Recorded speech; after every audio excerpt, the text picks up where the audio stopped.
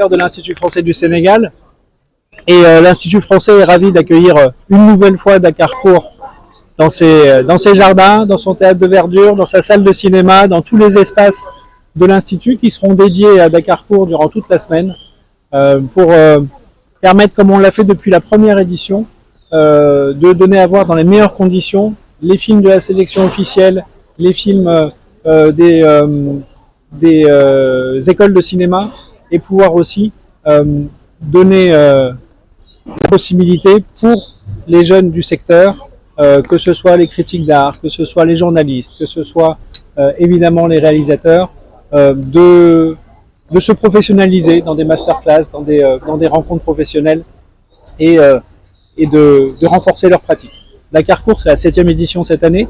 On est partenaire depuis le début et on en est très fiers d'avoir fait ce pari réussi, de croire en ce festival. Aujourd'hui, la 7e édition, c'est l'âge de la maturité et le festival est pleinement inscrit dans le calendrier international. Les gens savent que début décembre, il faut être à Dakar si on s'intéresse au court-métrage parce que c'est là que ça se passe.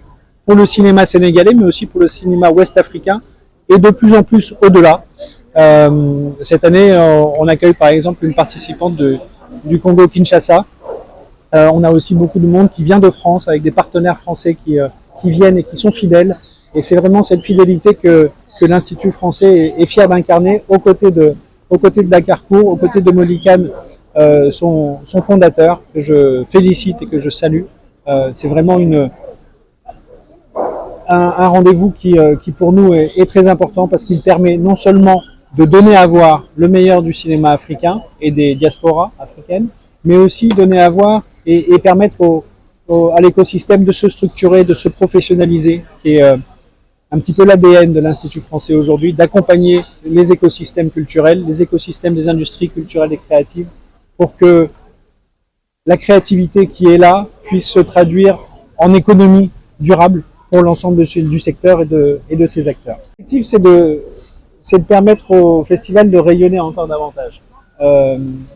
Nous sommes là pour ajouter quelque chose, pour faciliter le rayonnement du festival, parce que nous sommes l'Institut français beaucoup à destination de la France, pour donner à voir le festival en France, pour amener aussi un certain nombre d'acteurs du festival vers des partenariats avec des institutions françaises. Le festival est connecté avec le festival du court-métrage de Clermont-Ferrand, qui est le grand rendez-vous français du court-métrage.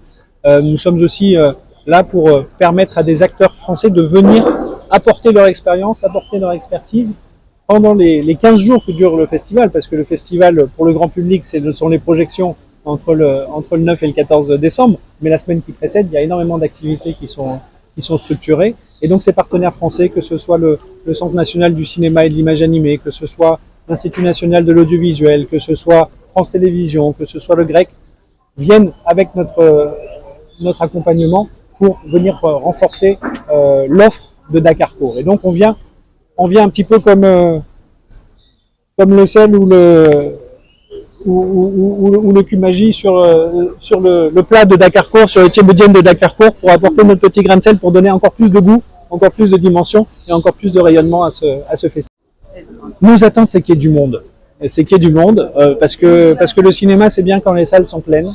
Et donc, comme les projections sont ouvertes, les projections sont gratuites et en accès libre, nous espérons que le théâtre de verdure, qui sera le lieu principal des projections de Dakarcourt, soit plein tous les soirs des projections.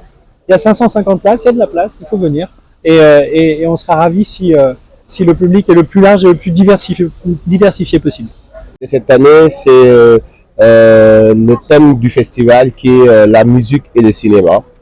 Et vous savez, la musique et le cinéma, c'est des jumeaux pour moi, parce qu'on ne peut pas faire des images sans la musique.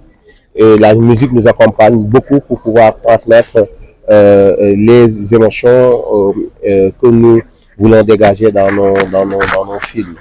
Et cette année aussi, il y a l'arrivée des talents Dakarcourt critiques. On a constaté qu'on avait 30 talents critiques et ça a demandé beaucoup de travail et beaucoup de production. Cette année, nous avons décidé maintenir que 15 journalistes critiques. Et sur les 15, il y a 7 qui viennent de la sous-région. Et pour pouvoir continuer de s'ouvrir à nos confrères et nos frères qui sont au niveau de la sous-région africaine. Et il y a un du Congo qui est le premier participant de cette année pour le Congo. On a eu plus de 400 films cette année. C'était très difficile de faire la sélection. On a retenu 11. Parmi les 11, il y a 3 films sénégalais. Et pour les films d'école, nous avons retenu 4 films. Et il y a 2 films sénégalais. Le jury, nous avons l'honneur d'avoir le grand cinéaste sénégalais Moussa Sen Absa, qui préside le jury des films en compétition et les films d'école. Mais aussi dans son jury, il y a Ramata Keïta, qui est quand même une grande réalisatrice africaine, mais elle est d'origine de Niamey, du Niger. Et nous avons aussi Fatou Kandé Senghor, une autre sénégalaise, qui va présider le jury scénario.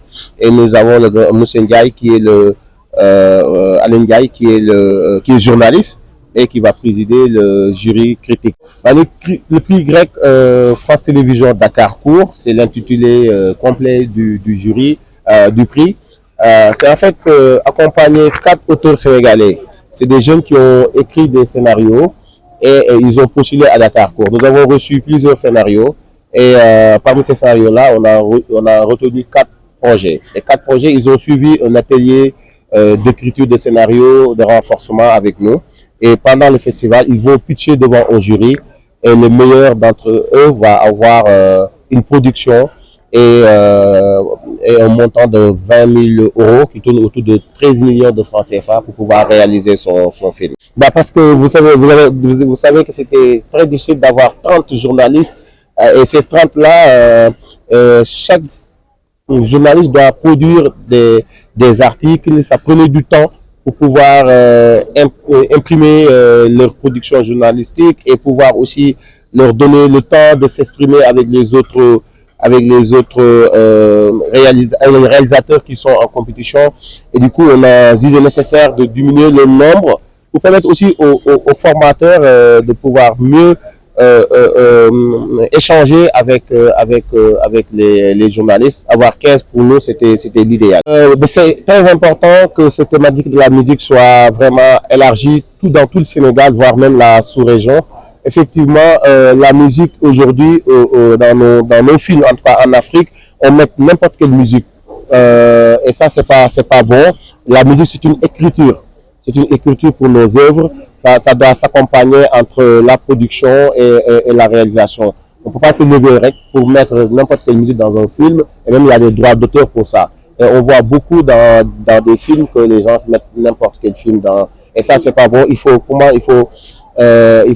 inviter nos compositeurs, nos artistes, à s'intéresser au cinéma et à s'associer avec nous pour pouvoir créer la musique de nos films.